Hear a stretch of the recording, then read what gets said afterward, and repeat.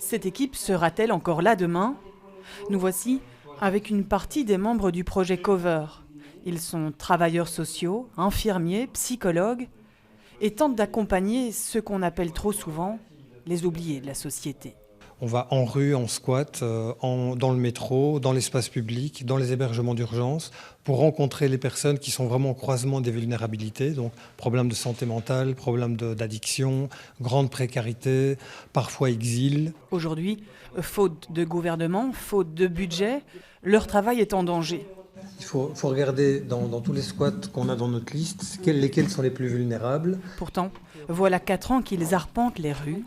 C'est surtout prendre des sets à pansements stériles et de quoi désinfecter les plaies. Geneviève cherche un des bénéficiaires de l'accompagnement individuel qu'elle propose. On cherche une personne en fait, qu'on a vue lundi dans une permanence médicale qu'on fait. Et il était un peu agressif. On pense notamment que c'est lié au fait qu'ils doivent rentrer en prison bientôt. Et donc là, on aimerait le revoir pour discuter justement de cette entrée en prison et comment ça va se dérouler. Un peu plus loin, il tombe sur Abonne, une personne demandeuse d'asile. Et ce qu'il tient précieusement entre ses mains, dans ce sac en plastique, un peu déchiré, c'est un nouveau refus pour ses papiers. Thomas, lui, il travaille depuis 4 mois dans cette association.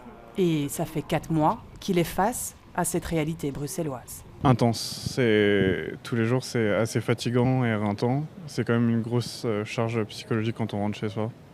Mais sinon, je sais pourquoi je me lève tous les matins. Le sentiment, c'est déjà que je suis en colère. J'ai l'impression qu'on est incompris. Et après, je suis triste parce que qui est-ce qui va s'occuper de toutes ces personnes? Qu'est-ce qui va leur venir en aide? Rien qu'en 2025, les différentes équipes ont réalisé 3200 accompagnements individuels et se sont occupées d'une 50aine de squats bruxellois.